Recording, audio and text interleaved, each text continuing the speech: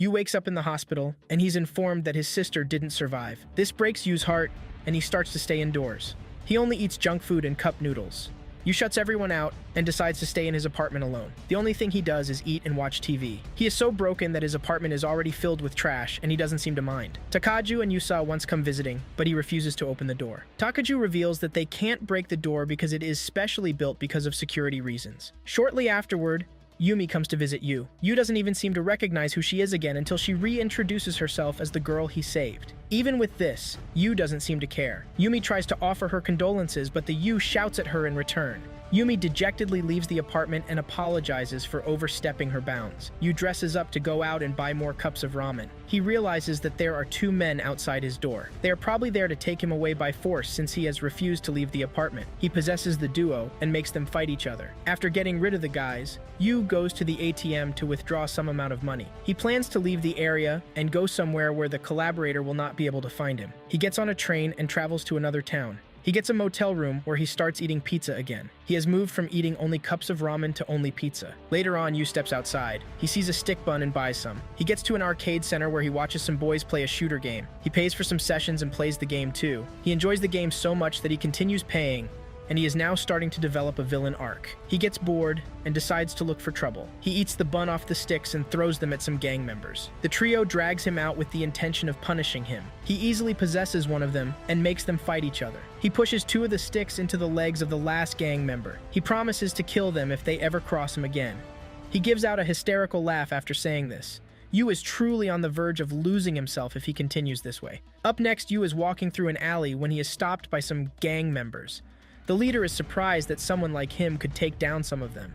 Before they know what is happening, Yu has possessed them and made them injure each other. He holds the leader's neck and threatens to push the stick into his eyes. The leader immediately begs for his life, and the rest of the gang members are surprised that their leader was defeated. As days go on, Yu continues to take down gang members, and he even takes pleasure in the pain he causes them. Yu sits down and wraps a cig. He's about to puff it when Now shows up and kicks it off his hand. If Yu had taken a puff, he would have finally crossed the line of no return. Now reveals that she has been watching him from day one and has always had her eyes on him. Now reveals her plan to help Yu recover. The first step is a healthy diet. Now makes a call and makes some arrangements.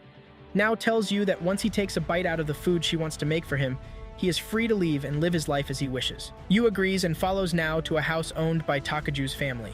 Moments later, Now serves Yu with omelet rice, just as her sister always prepares for him. Now found a recipe book left behind by their mother and saw a picture drawn on the omelet rice page. This is how she figured out that Yu loves the dish. This is also the reason Ayumi has been making omelet rice for him. Yu eats a spoon from the food and he enjoys it. He starts shedding tears and doesn't even realize when he finished the whole plate. After he is done eating, Yu plans to leave, but Now reminds him that he didn't eat one bite. He ate the whole plate of food. Yu realizes that he has fallen into Nao's trap again. He agrees to her offer of returning to the student council. Up next, Yu places a portrait of Ayumi on the table and says goodbye to her before leaving for school. The whole class and the student council are happy to welcome Yu back to school. Yu also has it in mind to apologize to Yumi when he finds her. To celebrate his return, Takaju runs over to the cafeteria and gets them the curry dish that Yu likes. As usual, he ends up injuring himself, but he successfully acquires the food. They are still eating when Now calls them to the office. The duo makes sure they finish the food before rushing over to the office. Yu believes that it is something important till Now reveals that she wants them to watch Yusa's new song video. Takaju is so excited when he heard about this, and he jumps around the room like a frog. After watching the video, Now compliments Yusa and says the video is nice. She takes back her word when she sees how happy Yusa is. Now then reveals the real reason she called them to the office.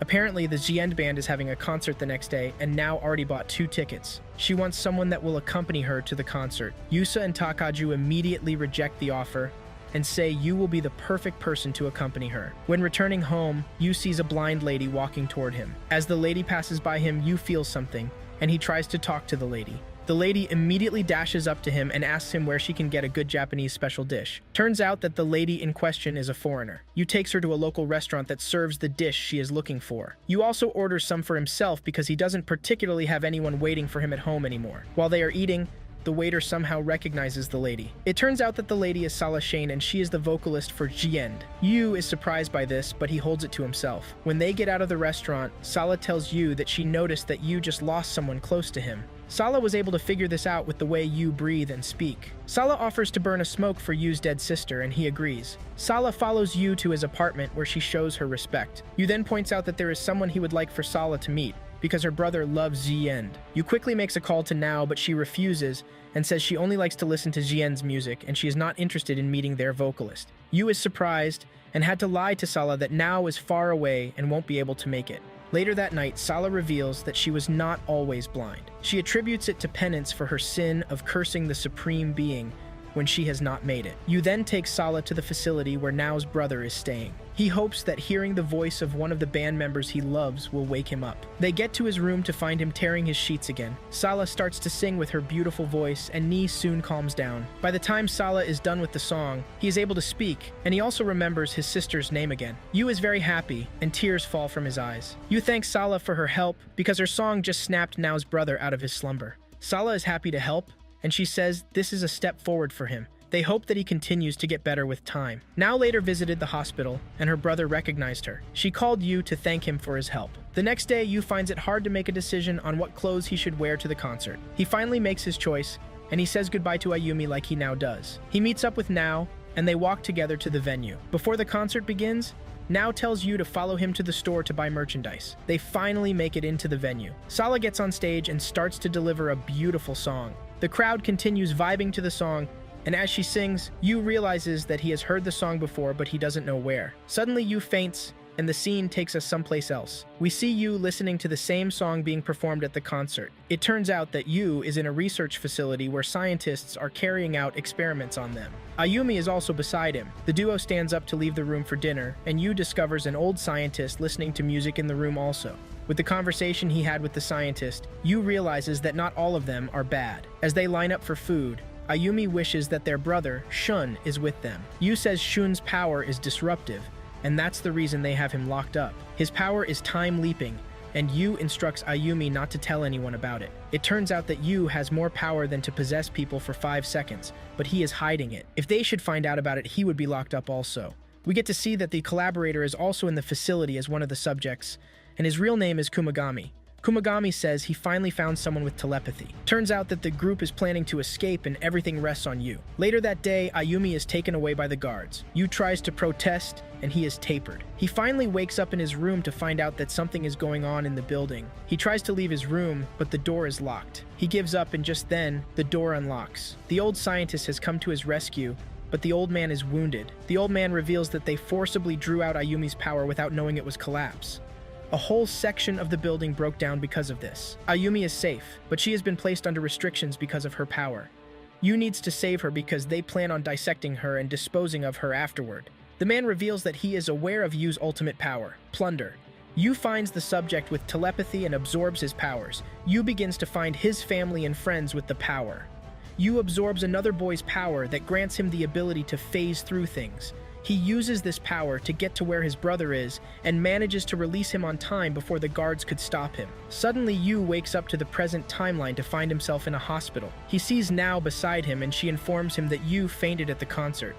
Yu tells Nao that he might have an older brother. Just then, a boy walks in and is surprised that Yu now remembers. Nao doesn't recognize the boy until he puts down his hair just like he always does. Nao realizes that the boy is the collaborator, and his real name is Kumagami. He has always kept his face hidden, and he is always wet also. Kumagami asks Yu to follow him, and he will give him all the answers he seeks.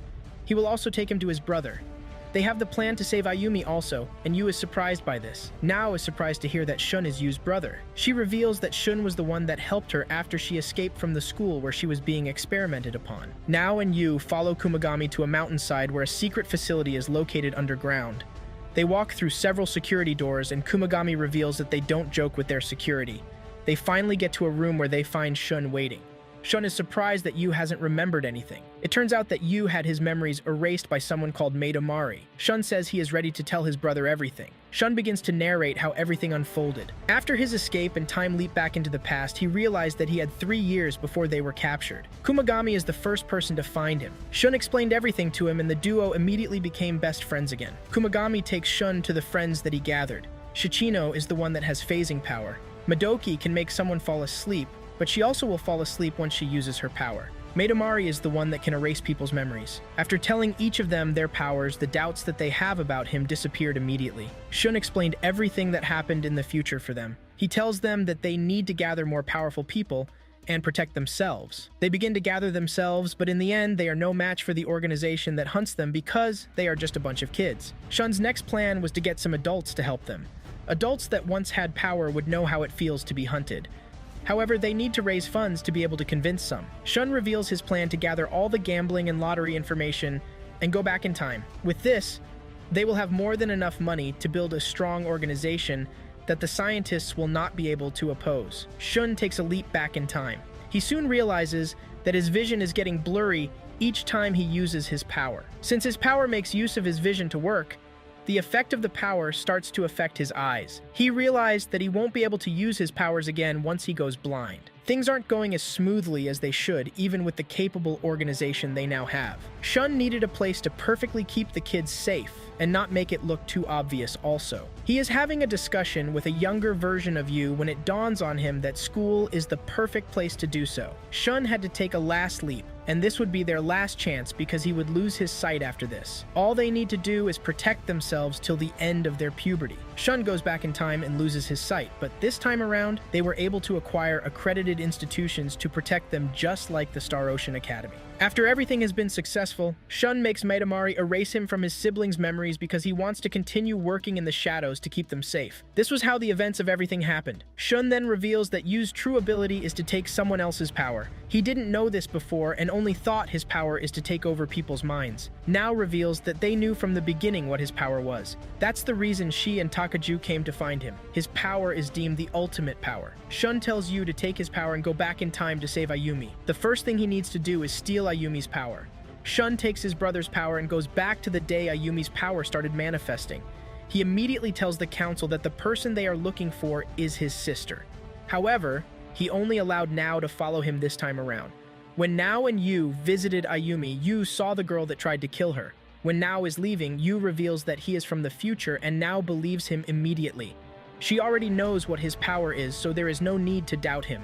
Nao and the council make a plan to save Ayumi. That night, Shun takes Ayumi's power. The following day, Shun and the student council sneak into Ayumi's school. It doesn't take long before Yusa, Nao, and Takaju are taken out of commission. The students recognize Yusa even with her disguise, and she was forced to run away. Nao also joined her because they believe she is an idol just like Yusa. Takaju gets deposed because the security found out that he is not old enough to be a teacher. This leaves only Yu to fix the situation. He finds Konishi threatening Ayumi, and he quickly jumps in before anything happens. He warns Konishi never to come near his sister again. With this, Ayumi is successfully saved, and Kumagami takes them to Shun. Upon getting to the facility, Yu introduces Ayumi to their big brother. Shun tells Yu that he will now be living in the facility because people around the world want Yu. To protect him, he will never leave the facility till his powers are gone. Shun takes Yu to their lab where he sees the old man who saved him in the other timeline. The man reveals that they have created a vaccine to prevent those whose powers have not manifested to.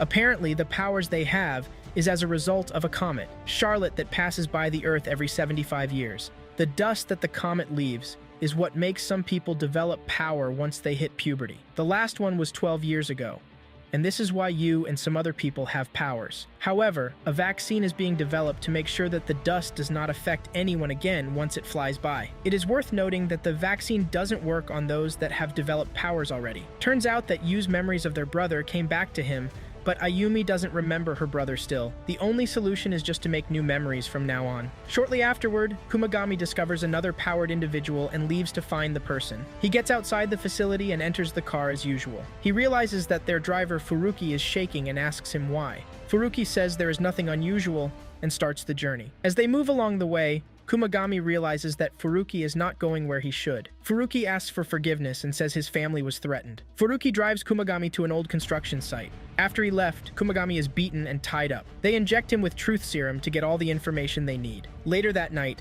they find Nao and capture him too. Soon afterward, Shun receives a call from the organization leader, who informs him that Nao and Kumagami have been kidnapped. He warns that if any of their plan fails, they will assume that they have made a time leap and Furuki's family will be killed. They want Yu in exchange for Nao and Kumagami. Shun realizes that it was his fault that he allowed Furuki to continue working with them, even when he knows that he has a family that could be a weak link. Shun informs Yu and the rest of the team about the recent development.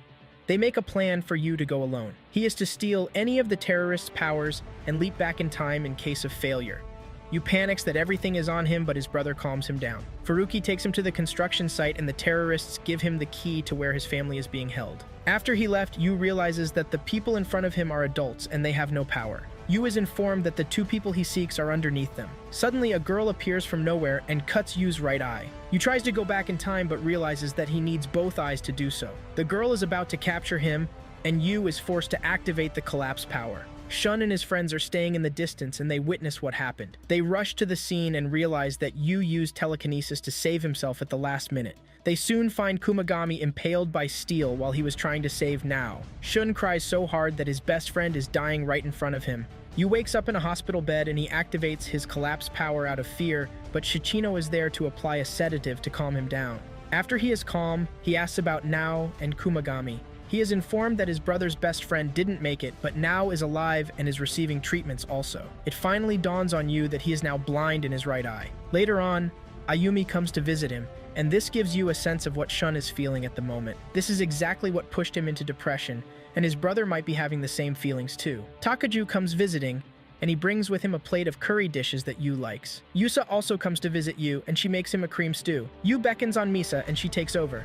She urges Misa to say goodbye to her loved ones before Yusa's power disappears. After Yusa takes over, Yu sends her away to go and see her parents. Yusa adheres to Yu's words and she visits her parents. Misa gets to see her parents one last time, and she gives a blunt rating about their food. It is Yu's 16th birthday, and Ayumi brings him a plate of his favorite dish, omelet rice. Ayumi makes sure to feed Yu so he can finish everything. Later on, Yu is able to walk and he goes to see his brother. He sees how broken his brother is and wonders how he can help. He returns to his hospital room to find Nao waiting for him. Yu laments about his inability to save the ones close to him. Nao then brings up a suggestion. She asks Yu to steal the powers of everyone on Earth, including those that might develop powers in the nearest future. Since a vaccine is ready, no other human will have power again once it is administered. However, Yu must be careful because absorbing tens of thousands of powers is sure to take a toll on him. It will be hard for him to remain sane, but this is the only way. Yu agrees to the suggestion and says he will do it. Yu reveals that he has now developed romantic feelings for Nao. Nao makes him a promise that once he collects all the powers and returns, they will become a couple. They make a pinky swear on it for extra motivation. Nao asks Yu to start with her, and he immediately takes Nao's power. Later that night, Yu tells his big brother about the plan he has. Yu will have to head abroad and start going around. He will use the same method the organization is using to find them. He needs to find the person they are using to locate powered people and take his power. Yu needs to get on it immediately because he is 16 years old already and his powers will soon disappear. Yu is preparing to leave when Takaju and Misa show up. They ask him to take their powers too. Misa knows that she will die for good once Yu takes the power, but she already left a letter for her sister. Immediately after he takes the powers, Yusa returns to her normal self. Takaju gives her the letter from her sister. She reads the letter with tears and the realization that Misa has been with them the whole time. Yu starts to pack his things and now gives him a phrase book to help him communicate wherever he gets to. Yu's first stop is Singapore. He meets up with a black market dealer whom he buys the list of people working for the organization. He finds the leader's car and sits in it. The leader enters the vehicle and he immediately steals his power. Yu is able to communicate with the leader by using the phrase book Nao made for him. The leader's power allows him to view people's minds, so Yu used this to find the boy, Angelo, that usually help them to find powered individuals. Yu finds Angelo and steals his power. This then enables him to keep track of all the powered individuals around him. After clearing that section of the world, he moves to Africa and starts to steal powers from all of the powered individuals. News soon starts spreading among the superhuman individuals that a one-eyed boy is going around stealing their powers.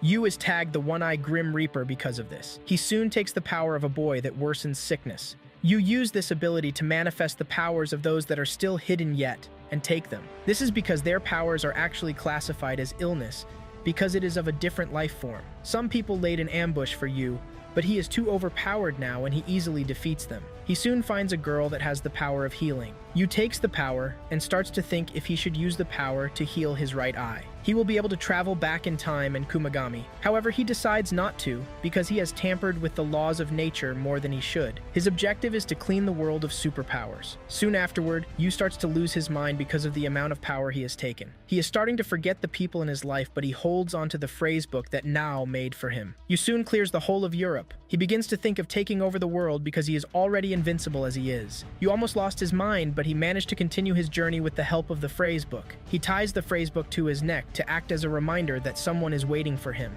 Finally, the last powered individual is in Beijing. Yu is now very weak, and he even needs a stick to support himself. A bounty appears behind him and shoots him with an arrow. He is about to fire another when a girl stands between him and Yu. Turns out that the girl's power is courage. Yu takes her power and asks her to go home. After this, Yu says he is done and starts to walk away slowly. However, Yu doesn't even know where his home is anymore. He doesn't remember anything or anyone from his life again. The bounty hunter shoots another arrow into him and he falls to the ground. He is about to finish him off when Shun arrives in a helicopter to pick up his brother. Later on, Yu wakes up in a hospital with Nao beside him. Yu doesn't recognize her, and he asks who she is. Nao introduces herself as his girlfriend and reveals that they are even lucky that he is able to speak after absorbing so much power. Nao lets him know that she was the one that made the phrase book. As time goes on, Yu is slowly integrated back into the family.